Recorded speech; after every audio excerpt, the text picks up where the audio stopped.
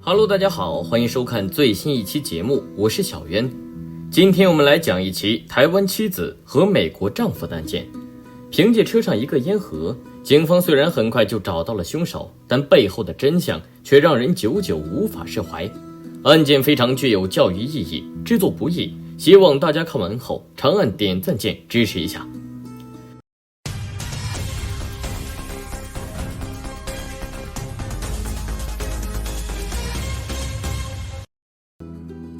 故事还得从美国加州洛杉矶的罗兰港说起。像往常一样，曾曼玲在将大儿子送到学校后，早早就来到餐厅上班。在餐厅的所有员工中，曾曼玲最为引人注目，不仅仅是因为她是来自台湾，而且她干活时手脚非常麻利，口才也非常好，深得老板的肯定。上至年过花甲的老奶奶，下至10几岁的孩子，曾曼玲似乎总是有种天然的社交光环。只要和顾客聊上几句，就能够拉近和他们的距离。也因此，曾曼玲是餐厅里获得最多小费的服务员，甚至足够用来填补家庭的日常支出。同事们都说她是个勤劳的女人，也是个爱家的好妻子、好妈妈。2007年8月7日晚上，餐馆打烊后，曾曼玲结束了一天的工作，拖着疲惫的身体，她独自走在回家的路上。看着街道两侧的独栋别墅，曾曼玲很是羡慕。她希望将来自己也能住进这样的大房子，而不是一家几口人挤在一起住着租来的房子。还没从人生美景缓过神来，她就已经走到了家门口，时针刚好停在12点，一切都是那么安静，除了丈夫威廉斯的键盘敲击声。看着正沉浸在游戏中的丈夫，曼玲呆呆地站了好几秒，然后便上楼查看两个孩子。大儿子是7岁的戴文，小儿子是3岁的伊恩，此时正沉浸在睡梦中。来到床前，曼玲轻轻吻了儿子的额头。10几分钟后，她来到楼下，告诉正在打游戏的丈夫，自己有事情要和朋友出去一下。就在黎明到来的几个小时后，一则急促的电话铃声打破了警局办公室的宁静。挂断电话后，探员驱车匆匆来到曼玲住所，发现整个楼梯转角和墙壁布满了黑紫色血迹，现场惨不忍睹。房门外围更是围满了街坊邻居，他们不停议论着到底是谁杀了曾曼玲的丈夫威廉斯。看到被抬进救护车的担架，威廉斯的亲戚才想到之前曾曼玲说的话：我总是做噩梦，梦到我丈夫会谋害2个儿子，然后自杀。亲戚怎么也不敢相信曾曼玲之前说的话居然真的发生了。根据邻居透露，当时他们看到曾曼玲跑到街上大声求救，手上还沾满着血迹，似乎家里发生了很严重的事情。为了确保妻子的安全，探员立即把她送回了警局。在警局里，警方确认曾曼玲身上没有受到伤害，只是精神上很不稳定。审讯室里，她不断询问探员自己丈夫和孩子状况如何，还说想去看一下他们，但探员表示，在排除你的嫌疑之前，我们不能让你离开。与此同时，另一边的法医进入了案发现场勘查，一打开门就看到了一副凌乱的场景。客厅的每个角落几乎都摆满了各种物件，过道走廊里还有各种玩具盒以及袋子，厨房里还有残余的酒味，和客厅一样，整个厨房也是乱七八糟，台面几乎没有一处空缺的地方。刚走到楼梯转角，法医上一秒的凌乱变成了惊悚。楼梯转角处地上有一大片血迹，白色的墙壁上更是沾满了大小不一的血滴。凶手究竟是谁？为何要对丈夫威廉斯痛下如此杀手？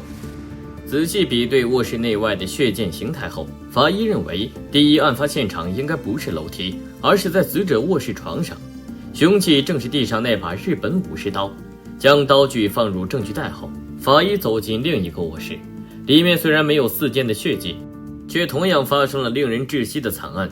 3岁的伊恩和7岁的戴文头上盖着被单，双双窒息遇害。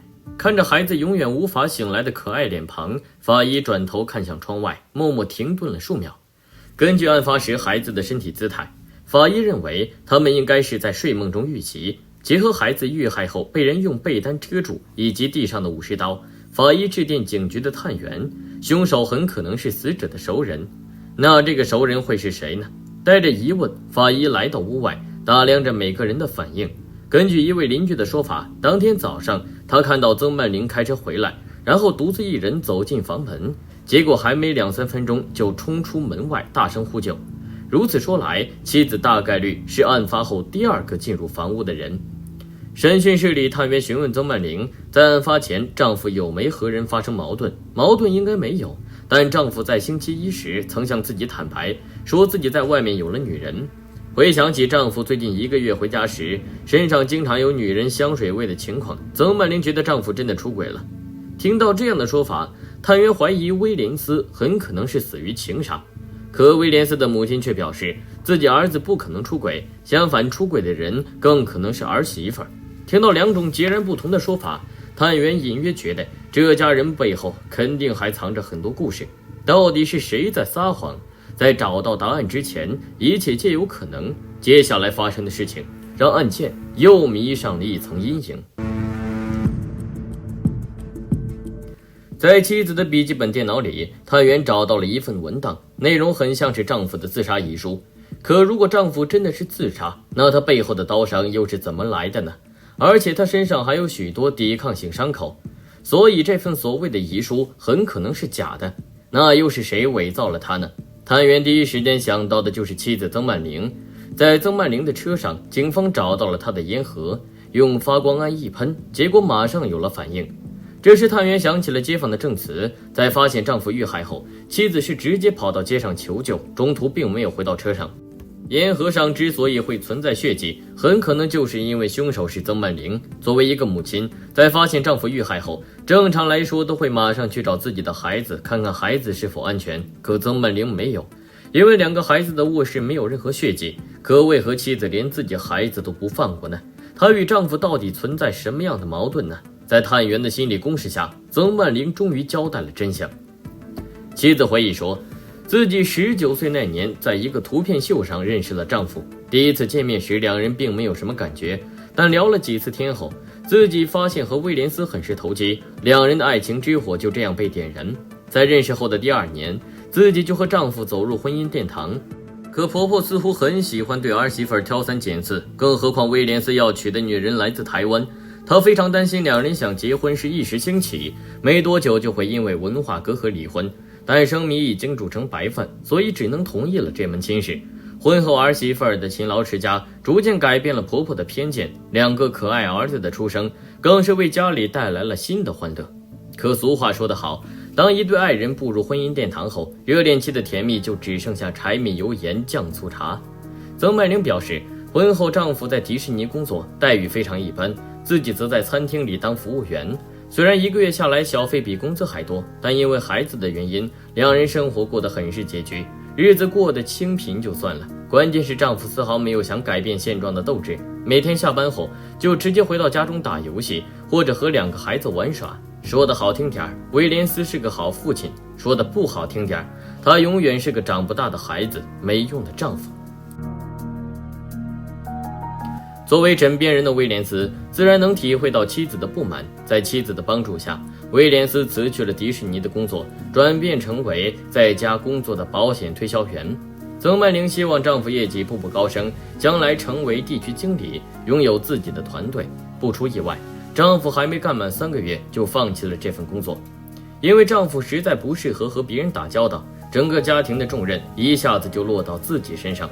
丈夫还不断向母亲拿钱，看似温馨的家庭实际上已经摇摇欲坠。案发前几个月，曾曼玲偶然在网上联系上了高中的男同学，毕业多年，曾曼玲怎么也没想到2人的重逢会如此尴尬。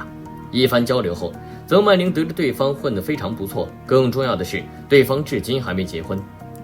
看看男同学的成熟稳重，再想想家里那位，曾曼玲心里很不是滋味。要知道在高中时2人关系就非常要好，时隔多年再次相遇，虽然男未娶但女已嫁。与其说曾曼玲还保持着对爱情的向往，倒不如说这是她对优渥生活的渴望。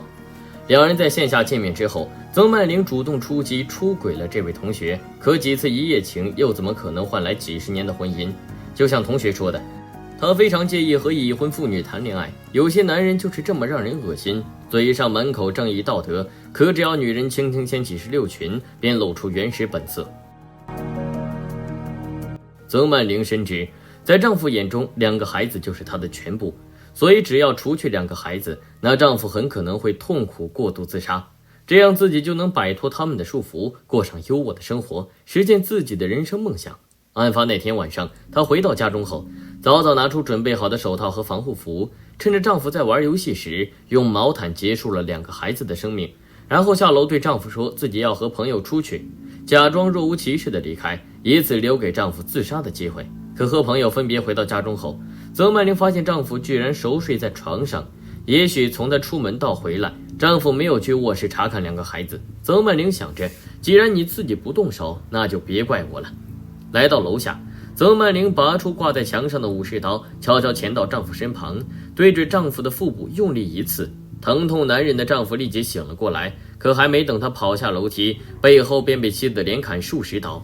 解决丈夫后，曾曼玲连忙驱车离开了住所，中途把作案的防护服和手套丢在了附近的一个垃圾桶中，然后假装是因为失眠来到山顶看日出。站在黎明即将到来的黑夜前，曾曼玲习惯性地抽了几根香烟，解决了家里的累赘。她觉得美好的生活似乎就在眼前，但又好像眼前的黑夜转眼间就会离去。可曾曼玲怎么也想不到，自己的计划会被车上的烟盒出卖。法庭之上，曾曼玲的姐姐向法官求情，希望法院饶她姐姐一命，不要判处死刑。可话音刚落，检方律师就拿出了法医的尸检报告，上面写着威廉斯背后有92处刀伤。他一边指向被告席，一边说道：“请你们看清楚，就是这个狠毒的女人连砍她丈夫92刀。除了挥刀丈夫，这个女人连自己的孩子都不放过。”开庭前，法医告诉我，要捂住一个人嘴脸让其窒息，需要5到10分钟的时间。这意味着曾曼玲把双手按在孩子脸上时，她至少有5分钟的思考和犹豫时间来停止自己的行为。可她没有，甚至2次都没有。在儿子卧室的10多分钟里，她脑海里有的只是自私与凶残。被警方带回警局问话时，还一直狡辩说自己不是凶手。面对这样一个丧心病狂的恶魔，不判他死刑，天理何在？最后，在案发3年后的2010年，法院宣布曾曼玲3项1级谋杀罪成立，判处死刑。回顾整件事情，要说丈夫一点责任都没有，那是没人会信的。哪个女人不希望自己丈夫是个有担当的人？又有哪个女人一直想过蜗居般的生活呢？当然，清贫不应该是逃脱罪恶的借口，更不是泯灭人性的理由。